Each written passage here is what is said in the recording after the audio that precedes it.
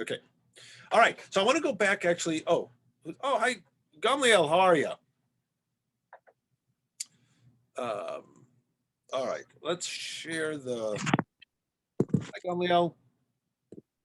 Hi. Okay. Okay. So we're going to start with going back. I want to go back to the story that we finished with last week.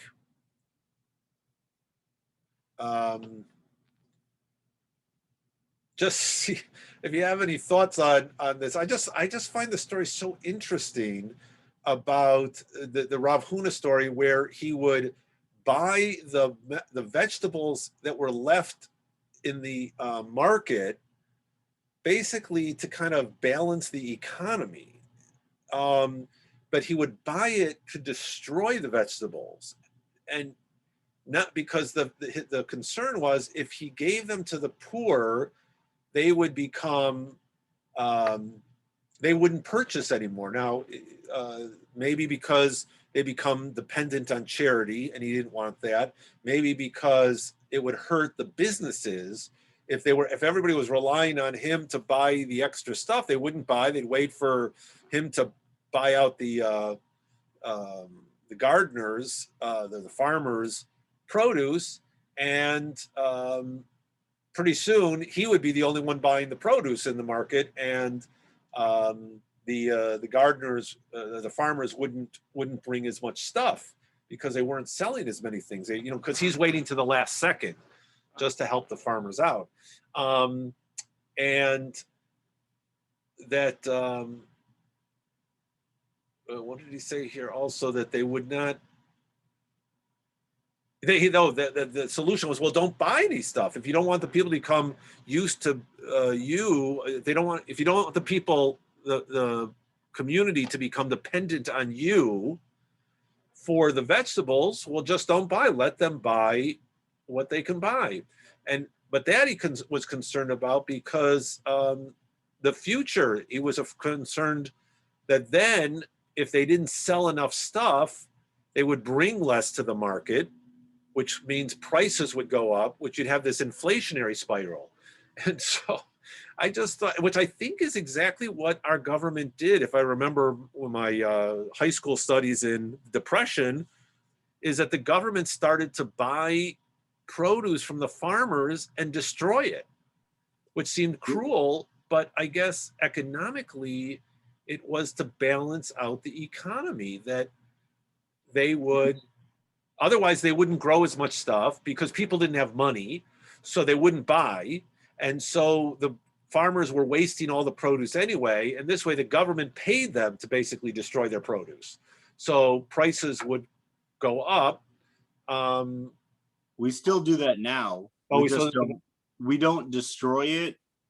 Farmers, they submit. It's part of like your taxes and stuff when you're a farmer, and like farmer supplements. You essentially report how much farmland you have, and the government pays you not to use part of it. Instead of you pushing everything and then trying to maximize it, in essence, sort of almost, I mean, it's a far stretch but people have talked about its reference to like sabbatical years. Pay you not to grow at that point, not for earthly reasons, but for, just economical ones. Yeah, so it's kind of an interesting. So I just find that really interesting.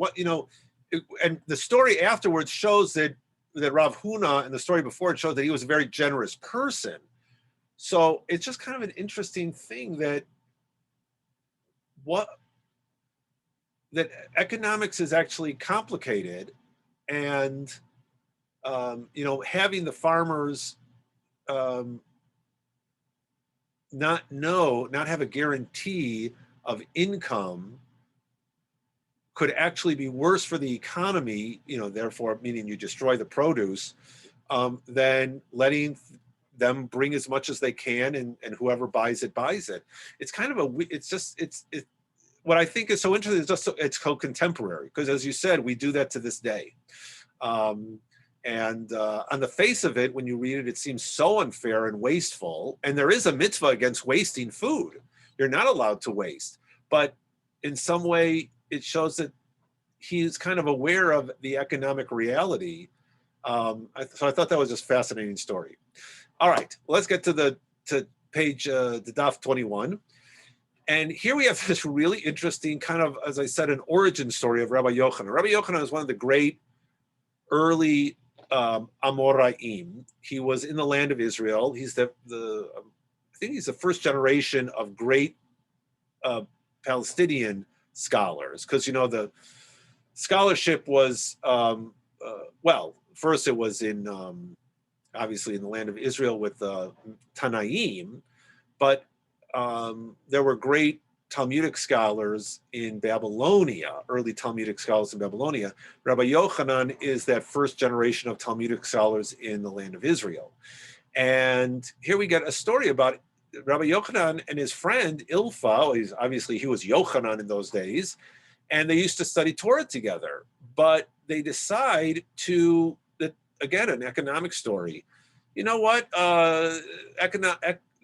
Studying Torah isn't going to pay our bills, so let's go and engage in commerce. And it's interesting they use here a verse to promote this thinking, because of course this is the Talmud. Talmud has a clear hierarchy of values. The top value is Torah study. That's more important than anything else. So these guys, even though there's nothing wrong with being involved in business, these guys choose business over Torah. That's a negative choice according to traditional rabbinics. But they have a proof text here, right? In Deuteronomy, it says there should be no needy among you. So it's not a good thing to be a pauper and study Torah. Let's pay the bills. So they go and they study. Now, once again, we have this dilapidated wall showing up in the story. And they're sitting under the dilapidated wall, which we've been told, is not a good idea. And they're eating, and angels show up and watch them. Rabbi Yochanan has this ability, I guess, or he picks up the conversation of the angels. And the angels are clearly representing this hierarchy of values, because they're like, hey, these guys have given up Torah study. They're going to go into business. They're sitting under a dilapidated wall. They shouldn't be. Let's kill them and knock down the wall, because they've abandoned eternal life. Nishadei alayhu hai guda niktilin hu shemanichim chaye olam haba oskin b'chaye sha'a. They're focused on this worldly life and not on the world to come. So next time somebody says Jews don't believe in the world to come and we don't care about this world, well, here we have a text where we're focusing on the world to come is more significant than focusing on this world. So they kill, but Rabbi Yochanan hears it. Ilfa doesn't hear it. So Rabbi Yochanan says to him, hey, so first I love this. He said, did you hear something? I heard something. Did you hear something? And Rabbi Ilfa says, no. And he says to himself, since I heard something and Ilfa didn't hear, there's a message here that I should learn. Shma mina l'didi kaima li shata. I, whose time of achievement stands before me. Kaima li shata. The moment is before me, so I shouldn't give up on Torah study. And at that moment, so that determines for this Yochanan, you know what, I'm going to go back and study Torah. I'm not going to go into business.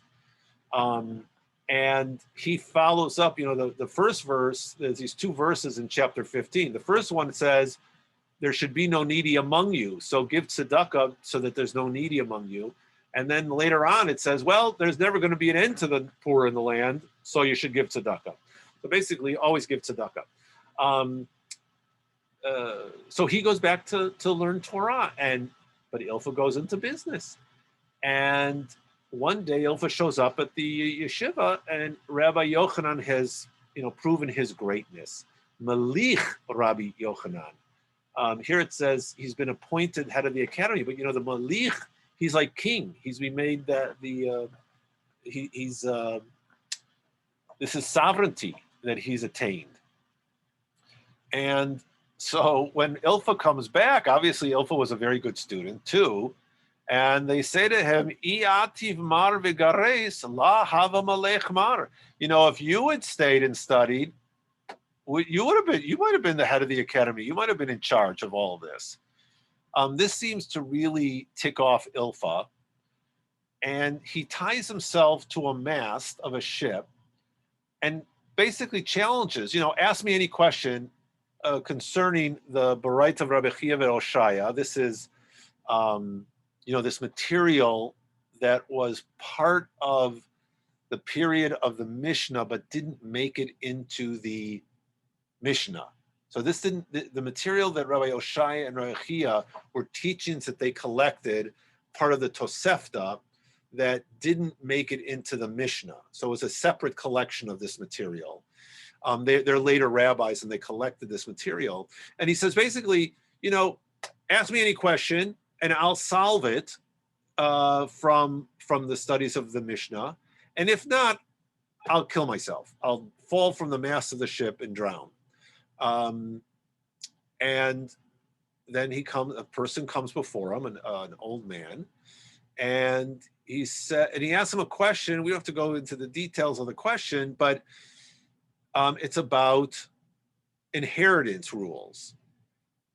And it's if the person says on his deathbed, give a shekel to my sons every week, but this is a situation where based on their needs, they are fit for the court to give them a twice that much. They give them that twice that much. Because when the dying man mentioned the shekel, he presumably meant that they should be given a decent sum every week. He wasn't just to say, give them X a week means I really want my sons to be taken care of. That's how it's understood. But if the language was give them only a shekel, titnu lahem ella, al titnu lahem ella shekel, do not give to them except for a shekel, then what clearly his instructions mean only a shekel and no more. And then the Baraita continues, if one said, if my sons die, others should inherit their portion in their stead, regardless of whether he said give them a shekel or whether he said give them only a shekel, the court gives his sons only a shekel per week because the father clearly stated that he wishes to give his sons only a specific stipend. That he intends to leave the bulk of his property to others. So if he says give them a shekel alone, if just that statement, the assumption is he means give them what they need. But if he says give them a shekel because I want to give other people the money when they're gone, then they only get the shekel because clearly that is a limitation on the first clause. So then the question is, well, Ilfa said to the old man, in accordance with whose opinion is this ruling? It is in accordance with Rabbi Meir, who said it is a mitzvah to fulfill the statement of the dead. So therefore, he's showing that he knows this stuff. This was Rabbi Meir's opinion in the Mishnah that one should fulfill the statement of the dead. So I just want to stop here and ask, what's going on here in this story? First of all, why do you think that it was important for him to tie himself to the mast of a ship? What's the significance of that? What do you mean? Do you think the conclusion of the story is criticizing Ilfa? Because at the beginning, it's certainly right. The angels were going to kill the two of them because they were not studying Torah. I forgot to say, and in that story, I forgot that key part. One of the angels says, let's kill him. The other angel says, oh, no. One of these guys is going to become a great scholar, so don't kill them. So is the story being critical of Ilfa, the conclusion, or is it saying, basically you can do two, you can have your cake and eat it too? Because Ilfa became a businessman, but he also knew his Torah. So what do you think is the? I think it comes off as a very much like Schrodinger's cat, where you have these two possibilities and you're sort of waiting. It's going to require an action to you to see what's going to happen. Like the dilapidated wall, it's either going to stay up and they'll be fine, or it's going to fall and kill them. And then this notion here, where he ties himself to the mast, it's again one of those sorts of either I'm going to be fine or I'm going to die. And there's just that last, like a decision has to, they're sort of forcing the decision to come out of it. If you just leave it alone and nothing ever happened, like if you don't open the box, the cat is still just fine, you know, Oh, I see. Yeah. in both states. So until he's either proven a scholar or not, he's he's either alive and therefore a scholar, or he dies and is nothing. Uh-huh. Much like the wall, either he can die now and then there's nothing important to either of them, or the wall stays up and then there's a great Torah scholar in there. Yeah, yeah, I like that. I think that's probably, I think that's why the mast of the ship, like the mast of the ship is compared to the dilapidated wall, because the mast is not, is sturdy. The wall was not, and that there's a connection there, that he goes onto this sturdy mast and is willing to show that he also knows. It's a very interesting. There's no, it's not a clear moral to the story, but it's just, it's very ambiguous, as some of these stories are. But yeah, because before you get to that part where he ties himself to the mast, I would have thought that, it made a very clear statement: Torah's knowledge better than business. But at the end, he seems to say, well, I do both. I did both. So it's kind of an ambiguous ending. And even this, it's a mitzvah lekayim divrei hamet. It's a mitzvah to fulfill the statement of the dead. Well, neither of these guys are dead, Ilfa nor Rabbi Yochanan, but they are almost dead. And so how does that, that there's a connection there in some ways, that these two who were potentially dead, they're able to fulfill, in a sense, their life purpose. One going into, and again, because they base it on Torah, right? One goes into business because we should make it so that there aren't poor people in the land. Everybody should be, we should develop an economy where everybody is successful and there's no poor. But at the other hand, Rabbi Yochanan recognizes that there are always going to be poor in the land, and Torah study is worth it even for poverty. If you're a scholar but you're impoverished, it's okay, because at least you're rich in scholarship. Again, we have another story. We have a lot of stories about rundown buildings. This is an amazing story about Nachum Ish Gamzu. Amru alav al Nachum Ish Gamzu, zo shehaya suma mishtei einav. He's blind in both eyes. Gidei mishtei yadav, doesn't have two hands. Kita mishtei raglav, amputated his legs. V'chol gufo malei shchin. His body is filled with boils, not in good health. V'haya mutal b'bayit re'u'a v'raglei mitato munachim b'sfalim shel mayim kedei shelo ya'alu alav nimalim. I mean, here you have, talk about a person impoverished. He is a very ill, invalid person. He lives in tremendous poverty. Lives in a house that is rickety. The legs of his bed are put into buckets of water so that the ants don't crawl up and attack him. I mean, this is really not good shape, and yet he is a scholar.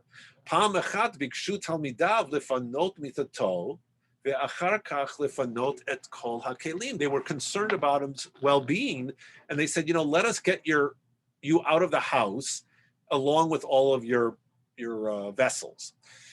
Amar lahem, he said to them, Banai, panu et kelim ve'achar kach panu et mitati. Because he knows, it's that, like that story we had before about Rabbi Ahava, that because of his merit, that's what's keeping the building up. So take everything out of the building first, and then take me out last. Shemuvtach lechem shekol zman she'ani b'bayit. As long as I'm here, ein habayit nofel. The house won't fall as long as I'm in it.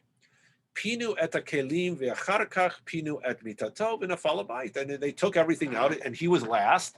And when they took him out, boom, the building falls down. So now the students want to know, Rabbi, vechi me'achar shetzadik gamurata, you are such a righteous person. You know, that the building stood up only because of your merit. Lama alta lecha kol kach. How did all this happen to you? If you're such a righteous person, you should be rewarded, not suffering like this. Until he tells the story. Banai ani garamti le'atzmi. I caused it myself. Shepam echat hayiti mehalech baderech leveit chami, v'haya imi masoy shlosha chamorim. Echad shel ma'achal ve'echad shel mishteh ve'echad shel minei megadim. So he says, I used to, I guess you used to be a wealthy guy, and I was coming from the home of my father-in-law, and I had a lot of stuff with me. My pack animals were full. I had one animal filled with food, one with drink, and one with all types of other delicacies. Ba'ani echad ve'amad li baderech. A poor guy was desperate, and he was standing in front of me on the road. Va'amar li Rabbi Parnaseni, help me out. Sustain me, meaning that he was starving and he needed food. And amarti lo hamtein ad she'efrog mina chamor. He said, I'll help you out, but just wait a moment. I got to unpack all my animals, which probably took a long time because you saw he's got 3 full pack animals. By the time he gets back to the poor individual, lo hispakti lifrok min hachamor ad sheyatzta nishmato. The guy is dead by the time I get back to him. So now he feels horrible. Halachti v'nafalti al panav. I fell on his face, and I said, Einai shelo chasu al einecha hisomu. May my eyes, which didn't have compassion for your eyes, may they go blind. Yadai shelo chasu al yadecha yitgadmu. May my hands, which didn't have compassion, didn't help you, may they be cut off. Raglai shelo chasu al raglecha yitkatu. My legs, which didn't run fast enough for you to get food, may they be cut off. V'lo nitkararu da'ati ad she'amarti kol gufi yehe malei shchin. And may I not be settled until my entire body is filled with boils, because I need to suffer for this. I basically killed the guy. Amrulo, oy lanu sherainucha bechach. Oy, that we have to see you in this condition. And his famous line is, oy li im lo ra'ituni bechach. Woe is me if you would not see me in this state. So what do you make of this story? What's the point of the story? What does he mean? Oh, it would have been worse if you had not seen me in this state. Some people, like the best thing they can do is be a good example of a bad example. Don't end up like me, that Right. sort of thing. Yeah, and also as the note that Steinsaltz gives us is that suffering atones, right? Oh, if you hadn't seen me in this condition, right, I don't know what tortures I would have in the next world, because it is so important to assist people in need. This is one of those stories that just points out the importance of tzedakah. It is in a negative example that this person, and why was Nachum Ish Gamzu so holy? Because he recognized that not helping this person in need, he deserves all of this pain and suffering because he didn't help. That's how seriously he took helping the person and this accident in his case. So this is another story that we found where a scholar, a righteous person, right? We had the story of Rabbi Eliezer before and his arrogance, where the rabbis did not act properly. I mean, here in this case, Nahum suffers for it, and he appreciates the suffering. But it's another story of where arrogance is destructive. Um, and look, I mean, none of us should be in a situation where we cause horrible things to happen to us because we err in not helping somebody in need. But but I think that's the key here, is that this is so serious. When you see somebody in need, you don't wait and go do your thing and say, I'll help out. And we all do that, right? We all say, I'll send a check eventually. They're saying, no, when cases of people in need, we have to help immediately. Everything has to be pushed aside to help a person in need. Um, and that's a very high standard, but it's a good lesson to have before us. So then we've met Nahum Ish Gamzu. So then why was he called Gamzu? Also this. Well, this is a well-known story too, because whenever something would happen to him, like even this story about losing his sight and his arms and his legs, he would always say, this too is for the good. Gamzu l'tova. And so now we have a story about this, another story about him. Once the Jews wished to send a gift to the house of the emperor. They said, who should go and present the gift? Well, Nahum Ish Gamzu is a miracle worker. So they sent him with a chest full of jewels and pearls, and he went and spent the night in a certain inn. Now, during the night, the residents of the inn stole the jewels. They stole the jewels, but they left the chest so that he wouldn't know, and they filled it with earth. Now, then, according to the story, it says here that he. No, I think this is, if I remember, this is in some versions of the texts. That's why it's not in bold here. But it doesn't really make sense, because he couldn't have known. If he had known that they had stolen it, he wouldn't have gone to the king. But in this case, so the suggestion is that actually in the story, this line shouldn't be in there yet. He doesn't know. He goes to the king, he presents the gift, and he says it's filled with earth. Well, now the king's ticked off. What are you, insulting me? So he wants to kill all the Jews. He said, the Jews are mocking me. But at that point, Nahum Ish Gamzu says, no, this too is for the good. He knows that something good is going to happen. He trusts that something good will happen. And in fact, it does. Eliyahu shows up in the appearance of one of the ministers. And he says, maybe this earth is from the earth of Avraham Avuhon, our ancestor, our father, or their father, sorry. Avraham Avuhon, their father. And when he threw earth, it turned into swords. And when he threw stubble, it turned into arrows, as was written in the prophecy in Isaiah. His sword makes them as the dust, his bow as driven stubble, right? This is referring to the war that Abraham fought against the 5 kings from the east. He was very successful. So, all right, well, we'll see. So, Havia Hada Medinata, there was this one province that, according to Steinsaltz, it's the Romans we're talking about, were unable to conquer. So they took the earth, they tested it, and you know what? It worked out. They threw the dust and they conquered the land. So they realized the dust, this earth was very powerful. And they go back to Nahum, they give him a chest filled with precious jewels and pearls and say thank you. Okay, so he goes back to the same inn, and he says, so he's spending there. He's with the people who stole the stuff in the first place. And they want to know, how'd you survive, right? What'd you bring with you to the emperor that he bestowed upon you such great honor? He said to them, that which I took from here, I brought there. Oh, they know what, he's figured them out, but somehow he survived. So they figure this is a good idea. So here again, we have the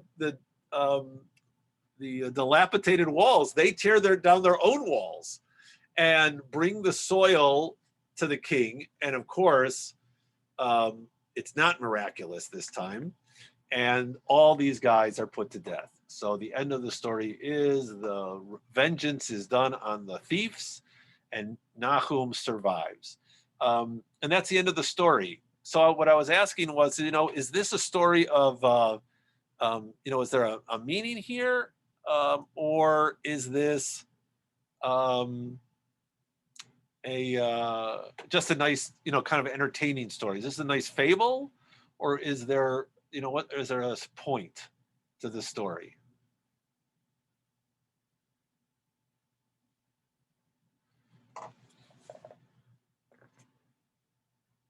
I think it's just, it's just, to me, it's stories that people tell. We all have these hero stories and entertaining stories. So it's appropriate that the ending is really necessary for the story, because the miracle isn't enough. We were told that he's a guy who does miracles, or miracles occur to him. But we also want to know that justice is done in the world. And so you need that second half of the story to conclude, because they didn't get away with it.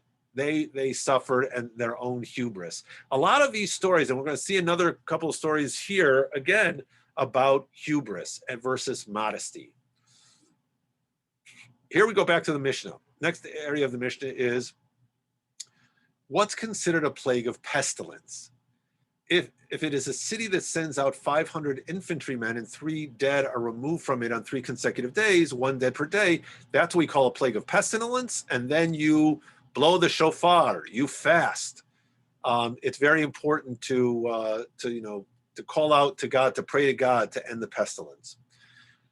So here we have a story, some real life cases.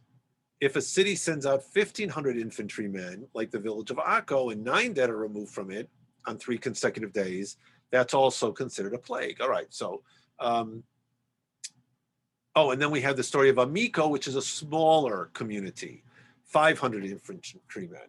All right, well, let's see what the Gemara goes on to talk about this.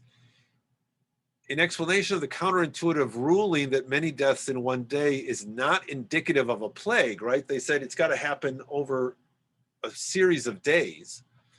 If 3 people die in 1 day, that's not considered a plague. It's a period of deaths of a consistent mortality rate over a period of time. Well, we have a story of the city of Drokart, which is, nobody knows. Okay, but it's a city. There were 500 infantrymen. 3 dead were removed from it on 1 day. Now, the Mishnah told us that's not reason to call forth a fast. But Rav Nachman bar Rav Chisda did in fact do that. He decreed a fast for 3 people dying in 1 day. Rav Nachman bar Yitzchak asked Rav Nachman bar Rav Chisda, so whose opinion was that? And whose opinion did you declare that fast? And once again, it's a minority opinion, but it's a recognized scholar, Rabbi Meir. And he learned it, Rav Nachman bar Yitzchak intuited this opinion from Rabbi Meir from another case. So he took a different case. This case was a case of the goring ox. The owner of an ox is liable to pay full damages if its acts of goring were separated, if it gored 3 times on 3 consecutive days. If its acts of goring were one after another on a single day, the question that's asked is it not all the more so that this animal should be classified as a forewarned ox? That's Rebbe Meir's opinion. And he's asking a rhetorical question. However, Rav Nachman bar Yitzchak continued, this represents a minority opinion. Just as Rebbe Meir's reasoning is rejected for halacha in the case of an ox, so too it is rejected with regard to a plague. But, wait a minute. Oh, I'm sorry. I got the Rav Nachman's confused. Rav Nachman bar Rav Chisda decreed a fast in the case of 3 people dying in 1 moment out of a city of 500 infantrymen. The Mishnah disagrees with that opinion. Rav Nachman bar Rav Chisda decreed the fast. Rav Nachman bar Yitzhak questioned that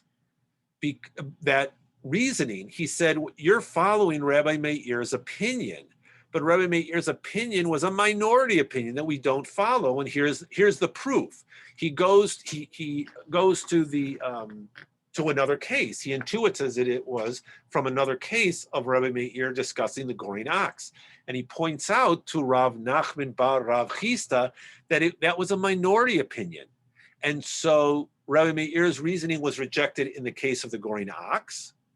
And here, that same idea is a minority opinion and really should be rejected. 3 people dying in one day of a plague is not considered pestilence, and we don't declare it. There's no need to declare that as a fast. It's only when you have this mortality rate over a period of time. Rav Nachman bar Rav Chisda is very impressed with Rav Nachman bar Yitzhak's reasoning argument. So he says, let the master arise and come to live with us as our community leader. Rav Nachman bar Yitzhak said to him, we already learned in a Braita that Rabbi Yossi taught, Lo mikomo shel adam mechabdo, ela adam mechabed et mikomo. It's not the place that honors the person, it's the person that honors the place. Shekain matzinu b'har Sinai, then we have here's the proof.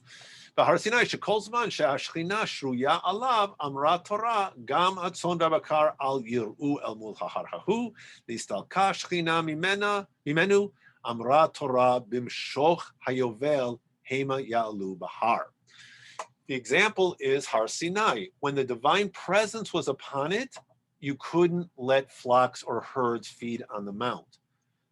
But once the divine presence departs from the mountain, the Torah says, when the shofar sounds long, they shall come up to the mount. In that case, the sanctity had left because God's presence was no there. And so therefore, you could let anybody come up to the mountaintop. And we have another example, tent of meeting. Where the lepers and the Zavim were not permitted to enter the holy place when God's presence was there. They had to be outside the camp. But when God's presence was not there, they were permitted to enter these places according to this interpretation. So the point is that Rav Nachman seems to be saying, Rav Nachman bar Yitzchak seems to be saying, I don't need to go to your place, which might be a place of a lot of scholars or whatever, because wherever I am, I don't need to go to your place because, thanks for inviting me to the city of Chicago where there's a lot of Torah scholars, because South Bend, why would you want to live in South Bend, Rav Nachman bar Yitzchak? There aren't that many scholars. So why don't you come live with us in Chicago? And his response is, hey, wherever I am, that's where Torah is. I'm South Bend, Drocart. Well, I forgot where he was. Was he in Drocart? No, we don't know where he was. But wherever Rav Nachman bar Yitzchak was, that's the honor. The honor of the place is there because of him. Sounds very pompous. But then we have the other side of it. So Rav Nachman bar Rav Chisda says to Rav Nachman bar Yitzchak, if that's so, what you're telling me, then you know what? I want to come and live with you. Let me arise and study Torah from you wherever you are.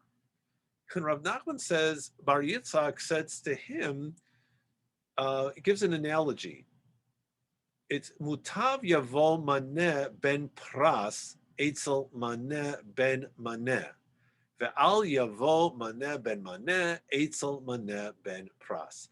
It is better that 100 dinars, that is the son of 50 dinars, should come to 100 dinars, that is the son of 100 dinars, but one who is worth 100 dinars, that is the son of 100 dinars, should not come to 100 dinars, the son of pras. Meaning, the analogy is, you are the son of a scholar. You're a scholar, the son of a scholar. You don't need to come to me. I'm a scholar, but I'm not the son of a scholar. So I have a lesser lineage. I have lesser yichus than you do. So you stay where you are. Now, after reading the story another time, I'm wondering maybe Rav Nachman bar Yitzchak just didn't want to be around Rabbi Rav Nachman bar Rav Chisda. Maybe he just didn't like the guy. But I think it's a really interesting back and forth. On the one hand, Rav Nachman bar Yitzchak is saying the place isn't important, the individual is important. But on the other hand, he's saying, but you know what? Yichus is important too. And you have a special yichus, being the son of a scholar. You don't need to come to me, who is, yes, a scholar, but not the son of a scholar. So I don't have the yichus that you have, and you should appreciate that. Any comments about that story? We can keep going. We got a lot of stories here, a lot of good ones. A lot of stuff about hubris here. Besura Havat Divarta. Okay, there was a plague of pestilence in Sura. Sura is one of the great Babylonian cities where the great academies were, and were Rav in this case. This is the neighborhood of Rav.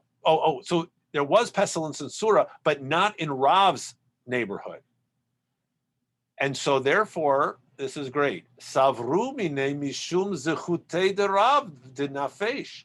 Because Rav's merit was so great, people just assumed that it was Rav's merit, the great scholar. He was the head of the academy.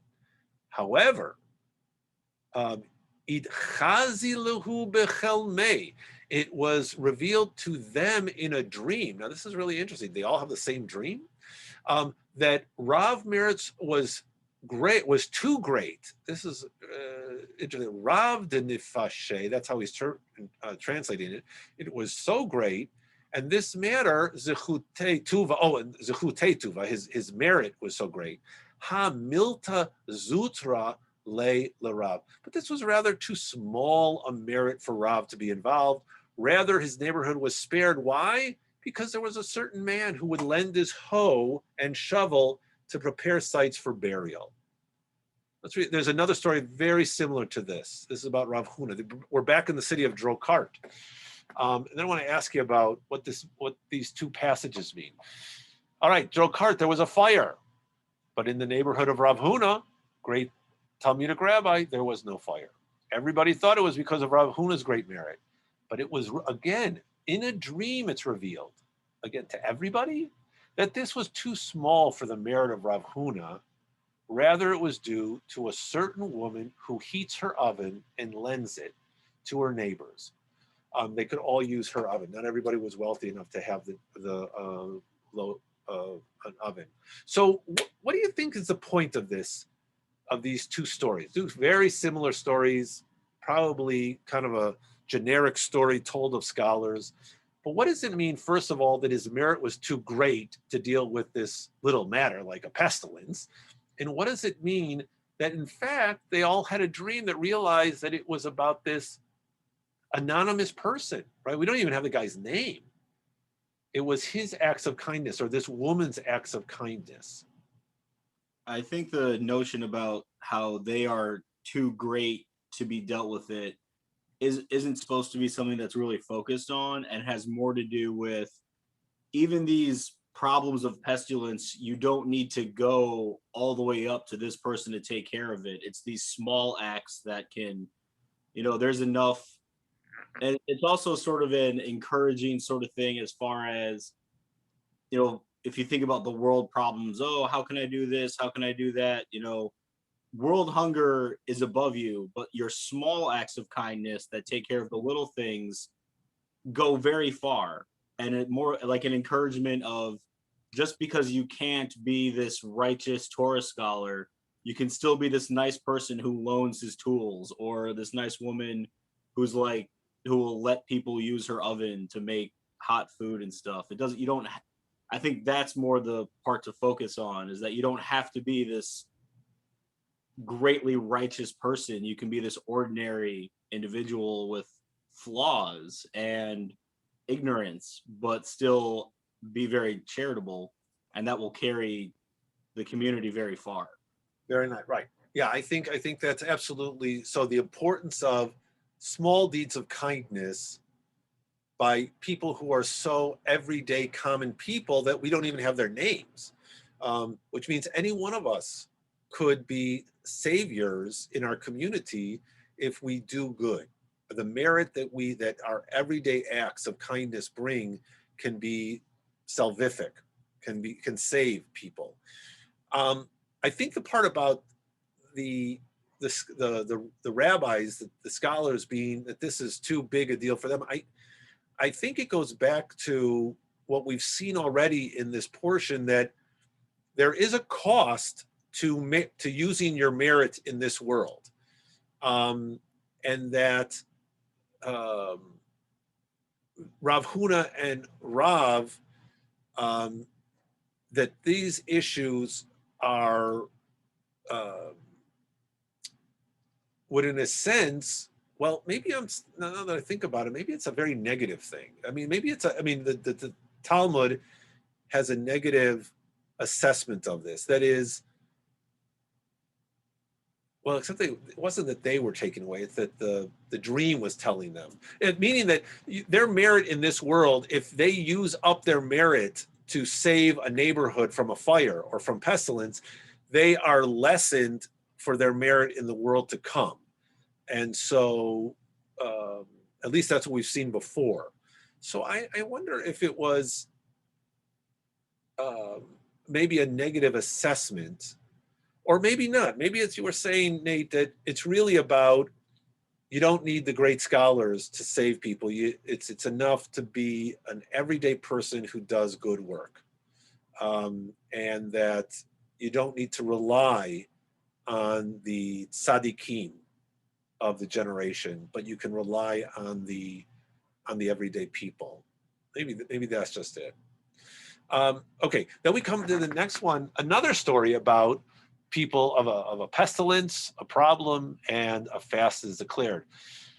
So Rav Yehuda, they said to Rav Yehuda is told that there's a locust problem, and he decrees a fast. They said to him, they're not destroying anything, they're just eating a little, but he says,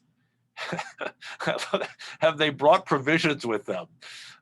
Meaning that, that they didn't take suitcases of food with them. If they're destroying just a few crops, they're going to destroy a lot more in the future. And so therefore, even if it's a little bit, you have to prepare. This one also, this is Rav Yehuda. Again, there's a pestilence among the pigs. He declared a fast. And the Gemara asked, let us say that Rav Yehuda maintained. So maybe the reason why he did this is that a plague that affects one species will come to affect all species. And that's why he decreed a fast, right? If the pigs are getting sick, maybe the cows will get sick. And the Gemara answers, no, in other cases, there is no cause for concern. However, pigs are different, as their intestines are similar to those of humans, so the disease might spread to people. I thought this was amazing, given the fact that the main theory right now is that we're all suffering from the pandemic because bats caused it transferred from bats into humans. AIDS was similarly thought to transfer from apes into humans. And so that the rabbis were aware that these things happen. Diseases among animals don't stay only among animals. And so if you see animals getting sick, you know what? Let's start praying that we stay safe. Here's another case of pestilence jumping, or being concerned with pestilence in one place and another place. There was a pestilence in Beit Jose, and Shmuel, the great Talmudic scholar in Babylonia, declared a fast. But they said, wait a minute, but it's far away from here. Beit Jose is far from where we live in Babylonia. He said, there's no crossing here that will stop the pestilence, and therefore it's a concern for all of us. There's no barrier that's big enough to stop that. It can easily cross. Once again, we've seen this in our world, right? People travel all the time. They got on planes from China to America, and that brought the disease. Here is the next one is, they said to Rav Nachman, there's a pestilence in Eretz Yisrael. Rav Nachman is Babylonian. He decreed a fast in Babylonia, saying if the lady of the house, the matrona, is ill, that's Eretz Yisrael, shouldn't the maidservant, the shifcha, be recognized that it could be afflicted too? And then we have this teaching again. The reason for this ruling is apparently only because Eretz Yisrael is a lady in comparison to the diaspora. Yeah, but what about can you say the same thing about diaspora to diaspora? You know, there's a plague in the Jews of Argentina are suffering. What about should the Jews of America declare a fast? And according to Shmuel, but in the previous story, they said to Shmuel, there's a pestilence in the region of Beit Jose. He declared a fast in Nehardea, which is where his yeshiva was. Despite the fact that Nehardea and Beit Jose are on the same level, they're both shifchaot, they're both maidservants compared to Israel, the matrona, the mistress. The Gemara answers it's different here. Since there are caravans that regularly travel from Beit Jose to Nehardea, the pestilence will join and accompany them in the caravans. So we have two rulings here. One is that when Israel suffers, the rest of the Jewish world prays, and because we're afflicted as well when Israel suffers, which is still true to this day. We all worry about Israel.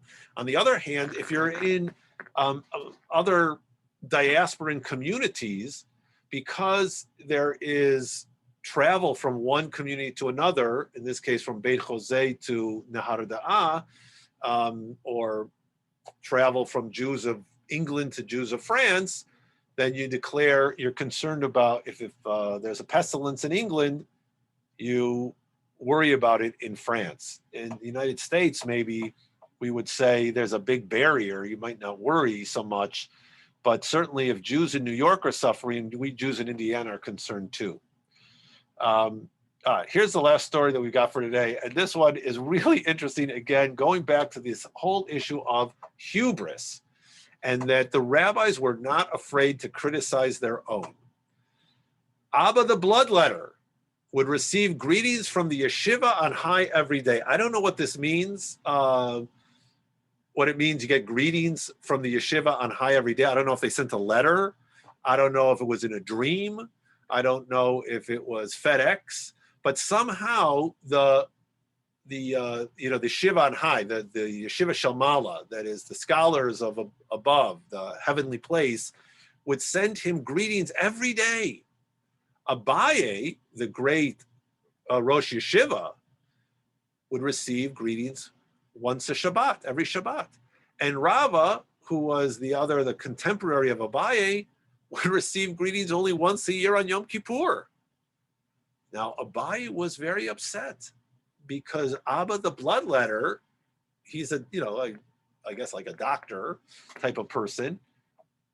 He got more honors. He heard from the heavenly yeshiva more often. And they said to him, well, it's because, I don't know who the they is.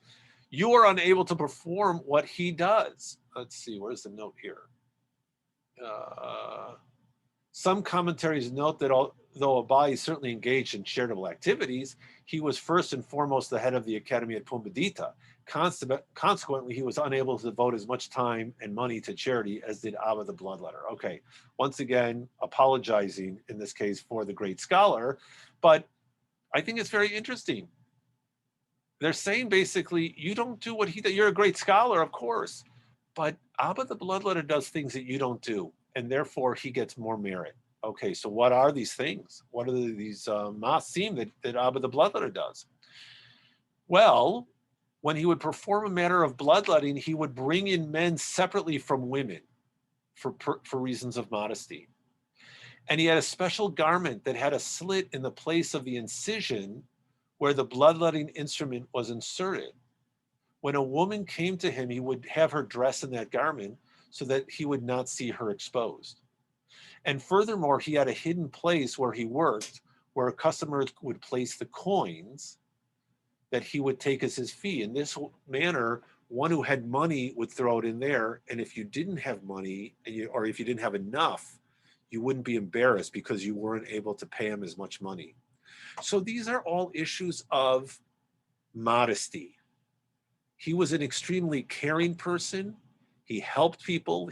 I mean, obviously, bloodletting in that world, I suppose, was life-giving. He was a doctor who saved people's lives. So they thought through the bloodletting.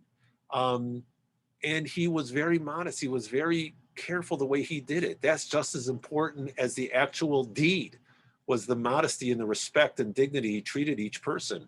And he didn't want people to be embarrassed. We've seen this earlier. Didn't we see this in Tanit, was that, earlier we saw the teaching that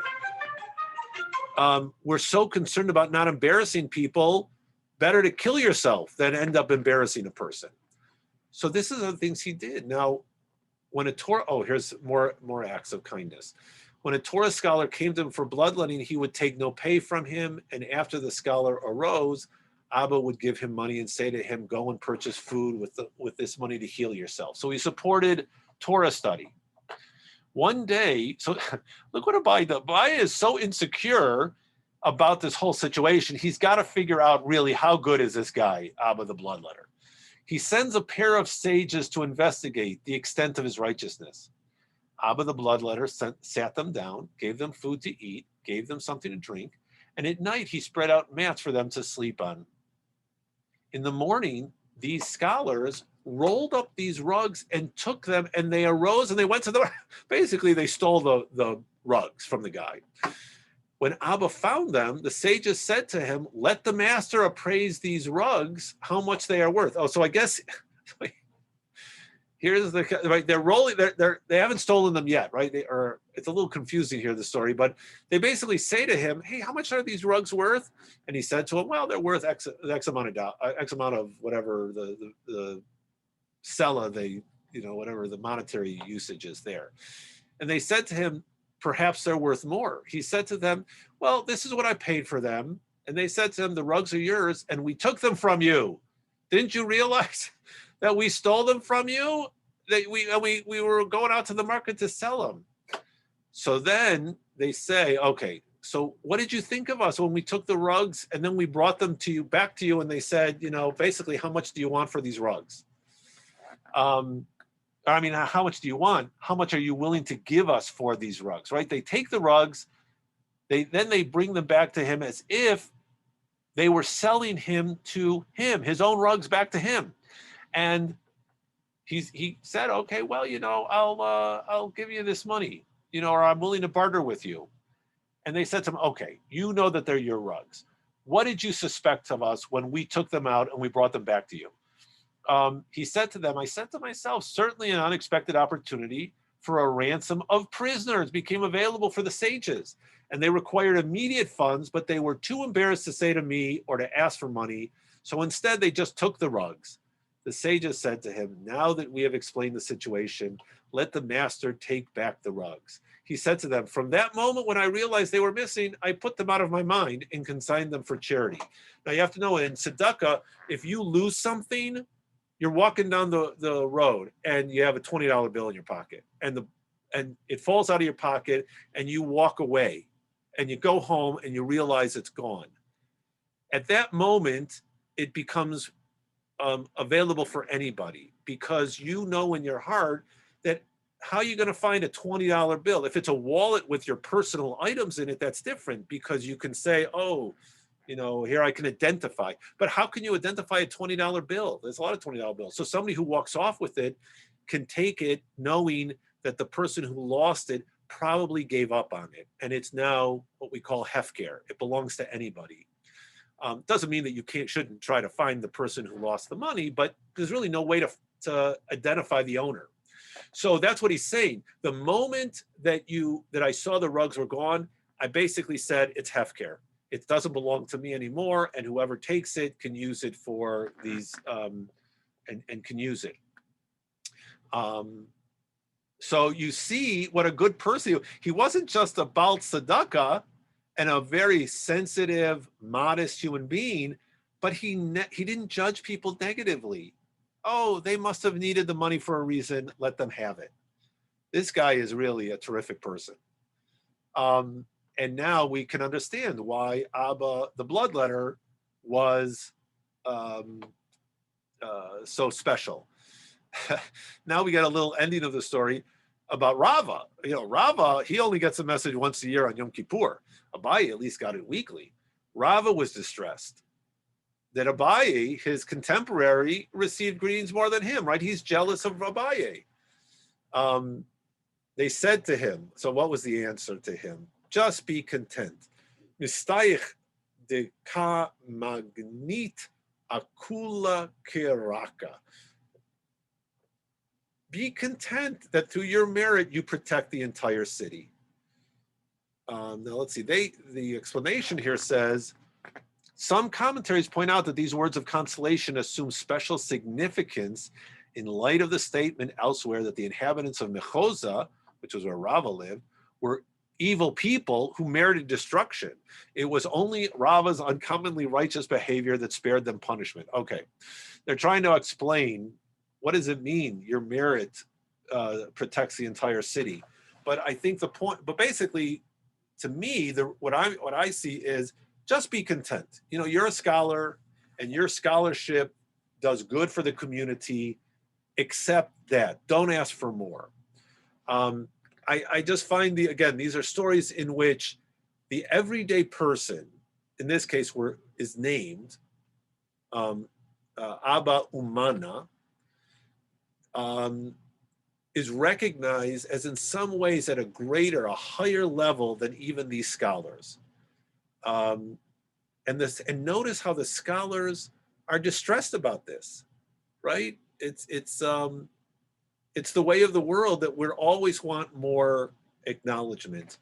But the Gemara is not afraid to point out that these people who are not scholars, and again, remember the hierarchy in Torah, Talmud, the rabbinic world, Torah comes above everything. The Torah scholar should be at the very top of the pyramid and get all of the benefits. But the message here is, you know what? It's not only about Torah scholarship. Torah scholarship is the most important value, but there are other values that are benefit people that may cause a reward of an even higher quality.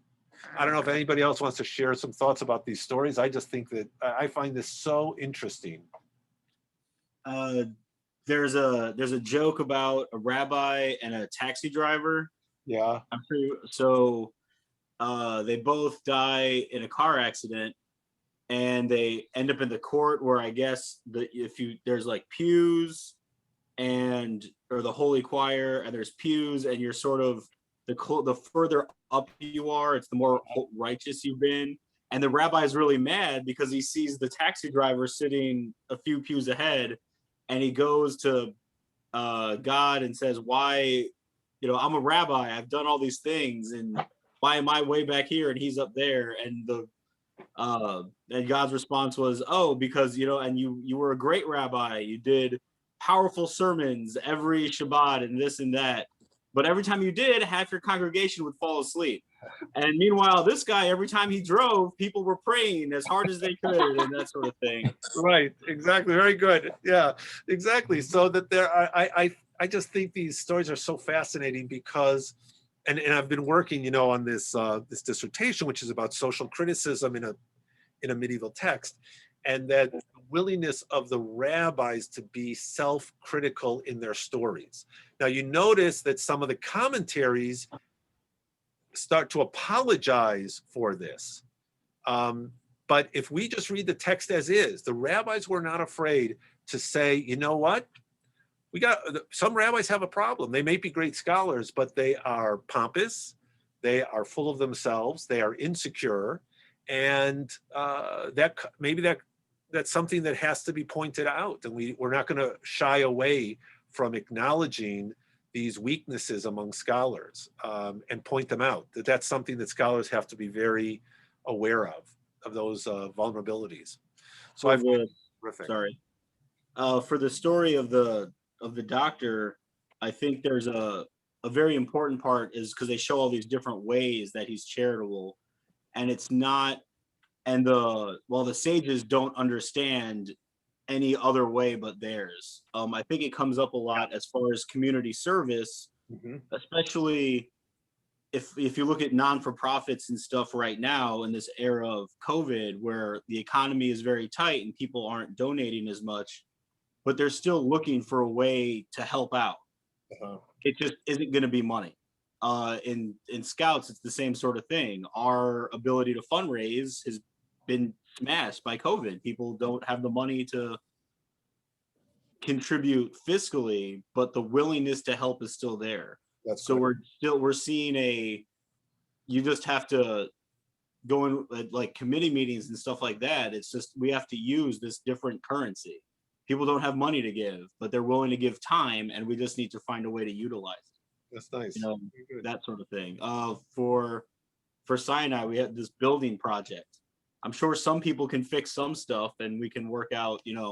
Yes, we still need to raise money to pay for it, but there's ways to help lessen it by just, like landscaping, for instance, having like a service project where we, instead of paying somebody to come in and do it, hey everybody, we're gonna learn how to weed and like set up, the rock garden and stuff Right. like that, Right. that kind of thing. Very nice. Very good. All right. Terrific. Yasher Koch to everybody. We will keep going. We're getting close to the end. I think we're 2 months away from finishing the tractate. All right. Yasher Koch. See you guys in this. Have a great day. Thank you.